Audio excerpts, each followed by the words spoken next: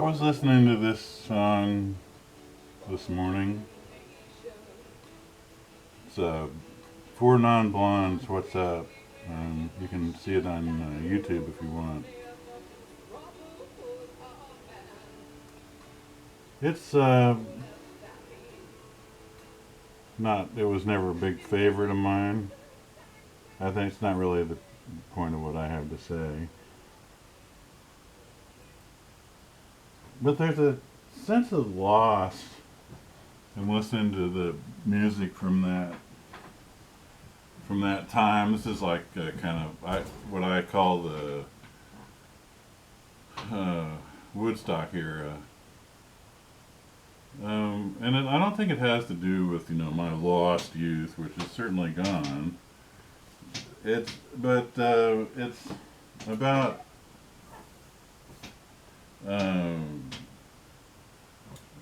some of our ways of looking at the world and how it seemed like things were going to get better when they, of course, didn't. We got rid of Johnson and Nixon, and we got the United States out of Vietnam, and there was the belief that if we could just get through to a few more people and have them understand that love was all they needed, and they had to get out and demonstrate in the streets, and maybe that was not quite all just about love, and we would change people's minds, and they would vote different, and we'd have different politicians, and this would be a happy country. And there are happy countries, like Norway, Denmark, stuff like that. They're all socialist, of course. Well, the capitalists really came back from. We beat them hard in like '68. I don't think they weren't afraid of the yippies. So the people, as a little aside, that talk about boomers, the boomers, blah, blah. Well, you don't know what you're talking about. Just study a little bit of history. We fought like hell, and I am not going to be one of those old guys who comes off with some crap disrespecting young people who, to my mind, the young people of today are pretty goddamn all right. And you deserve a hell of a lot better than what you got. And I'd like to do something, while I'm still around to help make that happen. God, they have put up so many barricades against us since they started out trying to get rid of the New Deal.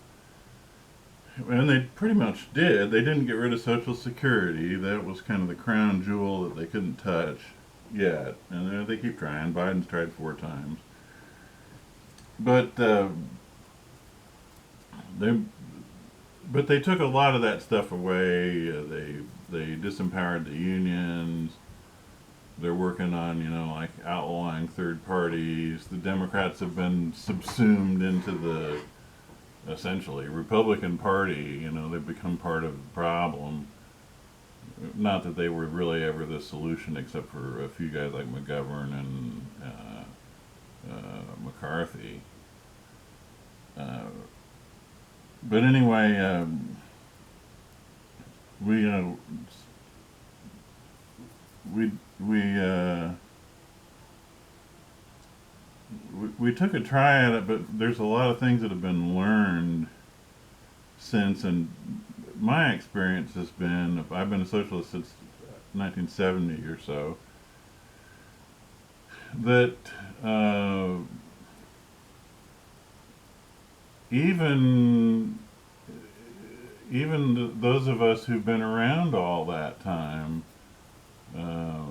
needed to stand on the shoulders of giants, which I don't just mean Marx and Noam Chomsky, but I mean those are certainly a couple of people that qualify.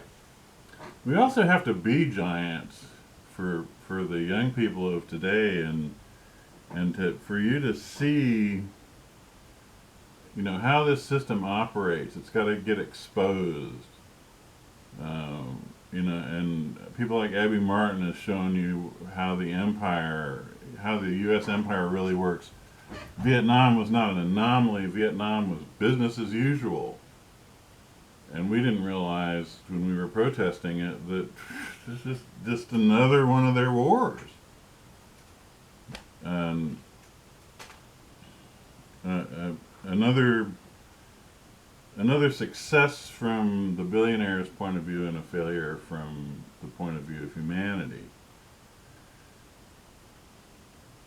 And so, yeah, that's the thing that we've lost, I think, was the feeling that we were going to be able to change things. But I've had a lot of discouragement since the those times, and just struggled along, just barely making a living, avoiding doing all the immoral things that they told me. You could make good money if you would just do this. Yeah, and be a servant of your criminal empire. Yeah, I could do that, but I never did. And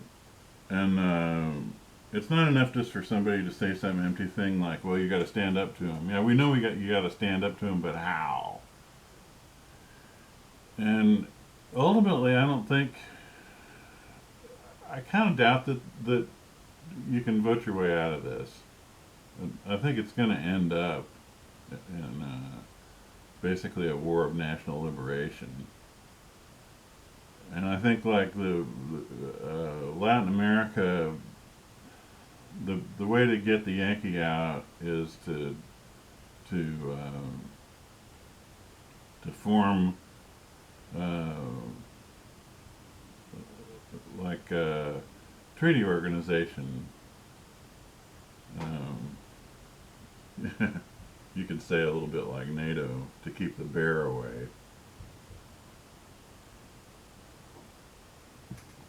And that's the kind of the same thing for countries like Bolivia and Venezuela that have like seen what uh, what it is that they want to accomplish and are on their way to doing it, and are finding this incredible pressure put on them by the U.S. to keep them in this uh, within the neo-colonial capitalist circle as victims, and they have to assert their own national independence um, and and join together so that if somebody talks about invading Venezuela, they're also going to be talking about invading the whole rest of South America, and which the United States has no longer got anywhere near the power to do. It's so financialized now that essentially the rentier class, if you will, is taking so much out of the U.S. economy that we're no longer competitive in the world, and which is why our industry is dead. China just put us out of business by, we just outcompeted the hell out of us, and they're having achieved the amount of success it takes to really get going. They're starting to raise their wages and everything, and then all of a sudden we're looking up and we're saying like, wait a minute, slave labor, what happened? And what happened was they made the people work cheap, but they didn't, unlike capitalism, they didn't keep the proceeds for themselves, they put it into the country. And we do the opposite, where the billionaires keep everything for themselves and they're starving the country. It's not going to be easy, and I can't say I know really exactly how to do it, but I thought at one time, well, everybody knows the system sucks, and I thought by about like oh, uh, 19 let's see what about 99 when I left law practice,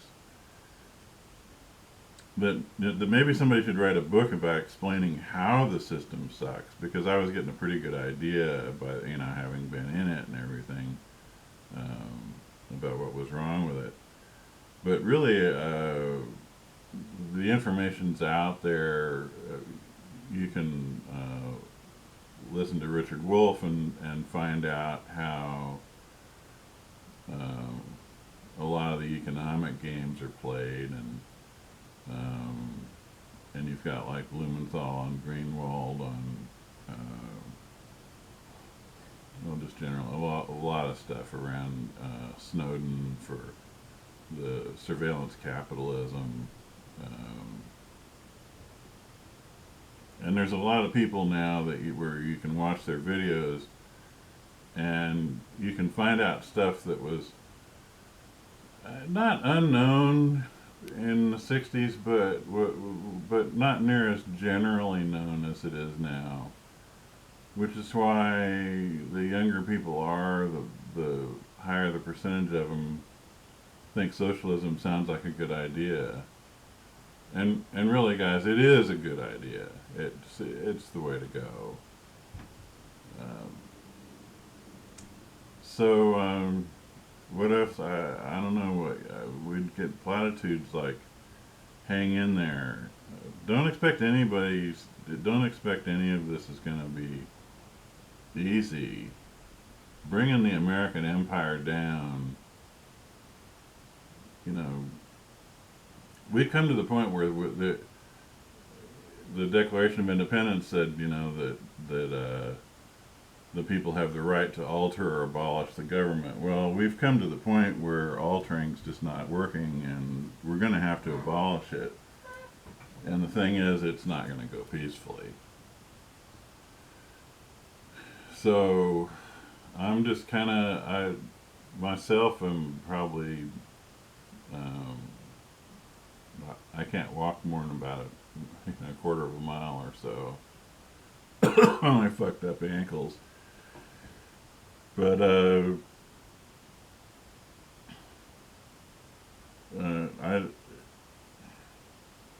don't know if it was just as simple as if I could somehow just die and to get rid of this system, it'd be worth it to me. But I can't. You can just you can just be another in a long line of sacrifices to this system.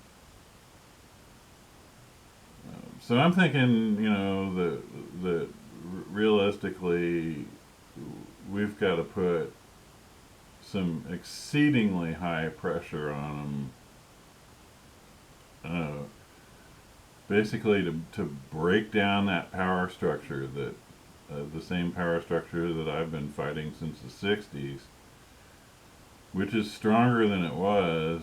It keeps getting stronger because not enough people will fight against it. It's just, it seems like you can't accomplish anything except that, that's how it looked like the Soviet Union was going to last for a million zillion years, and it didn't. And, that was sort of I don't know, they started out good and they became too authoritarian in the process of trying to defend themselves from capitalism. And that's definitely a big danger, becoming your enemy. Um, that's what happened with what Germany learned fascism from the United States. Oh, wait, that's not politically correct.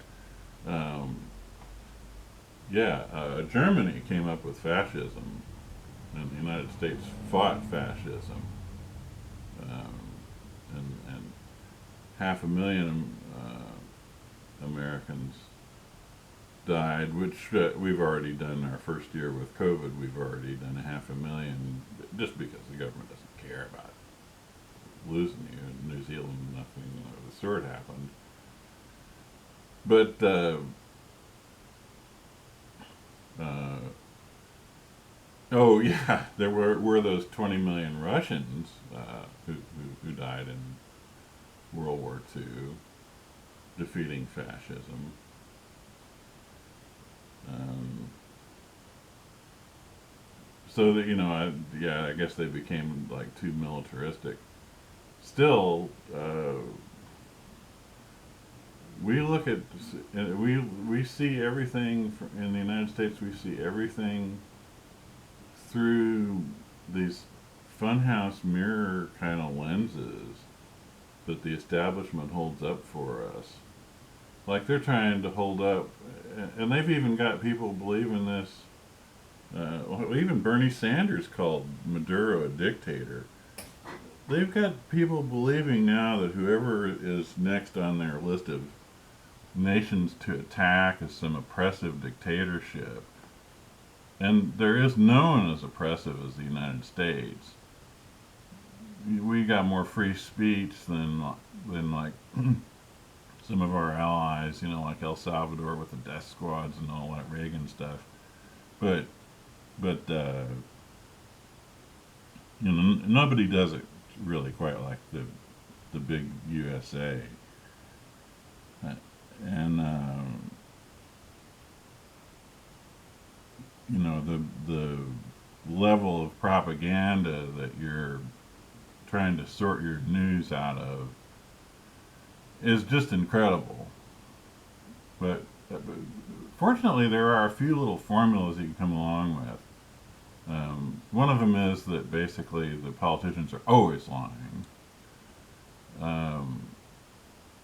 That the two parties are virtually the same. So whenever there's supposedly a big moral difference between them, and an argument. In fact, anytime there's an argument about what's right and wrong, that's not really what the issue is, because right and wrong really don't make much difference to either of the political parties. And then there's other things, just follow the money, look for something to be, fairly well hidden where rich people are actually getting the advantage, like all this COVID relief, they say, well, here's $500 billion to Steve Mnuchin to bail out small business. And then he gives it all to big business and his friends. And then he claims that there's some kind of like a right to privacy where, they can watch you. Google can sit and watch where you are at all times with your cell phone. That's a fact. But you can't ask, where did all that public money go to? Well, who got bailed out? Well, wait a minute. This was $500 billion. That's $500 billion. That's almost like real money. What did you do with it? Well, we don't want to tell you, but it was for small businesses. We helped all these people. They didn't do anything for small business. And here's another thing about that. Who cares? Small business, big deal. Lots of jerks own small businesses. Businesses are property. Okay? They don't have any rights. The idea of a corporation having rights is effing absurd. And we could get rid of, by the way, Citizens United by insisting that corporations be formed under bylaws that would specifically say the corporation is not a person, it does not assert any right of free speech or any other constitutional right. These documents are not intended to and do not create an artificial person. Maybe that would get through to the court, No, it's not an artificial person. It's a pile of paper. That's all it is. It's just a corporation.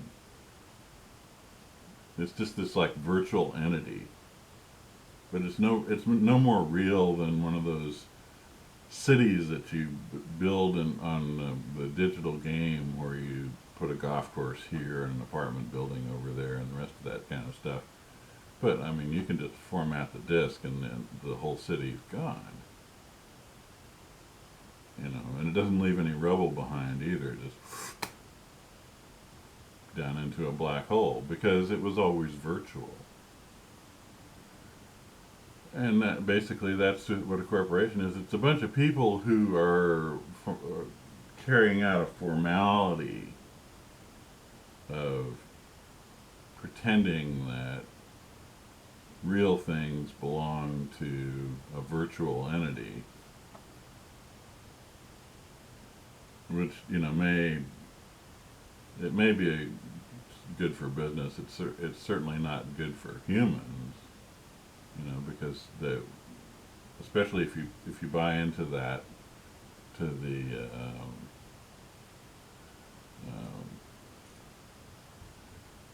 doctrine, the shareholder benefit doctrine that was pushed so hard by I can't think of the guy's name now. It was one of the Milton Friedman.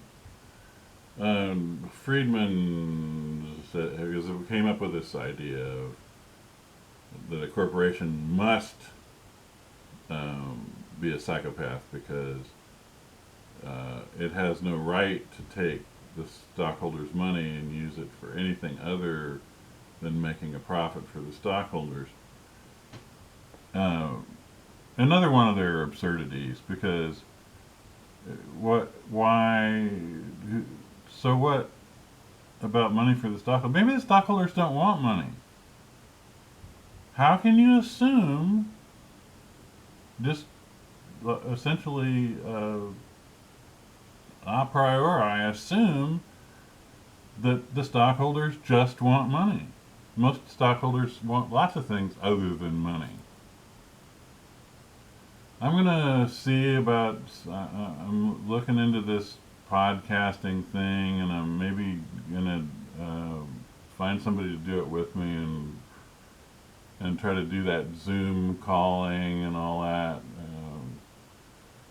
The history of my computer hardware seems to be that I buy this stuff and it says it does all these things, but I just with a lot of fooling around, I can take the Bluetooth receiver into the next room and listen to music, but the room after that it doesn't work anymore, and there's this thing that's supposed to configure Bluetooth devices, and it says there's not any connected, and it says get a dongle and stick it in. Well, it's sitting right there in front of my face. I know it's there, but maybe I can come up with something better than just using the camera. I don't know. Anyway, hope something interesting went by outside, and if you're interested in doing this podcasting thing, maybe some of the people that I talk to on Twitter might be. So I guess I'll take a look at that. I'm terrible about not reading the comments. It doesn't mean I don't care. It just means that I just don't feel like doing it right now, and that goes on for a year, and I still have never read them. It's kind of like email. You got to get rid of your email after a certain amount of time, but it just gets so many people that have it and sends just crap, and you just can't fight spam back. You just can't. It just naturally leaks in, and after a while, you just have to get a new coffee filter because the old one just doesn't make coffee anymore. So. I guess that's it for today, and there will be another video sometime, who knows when.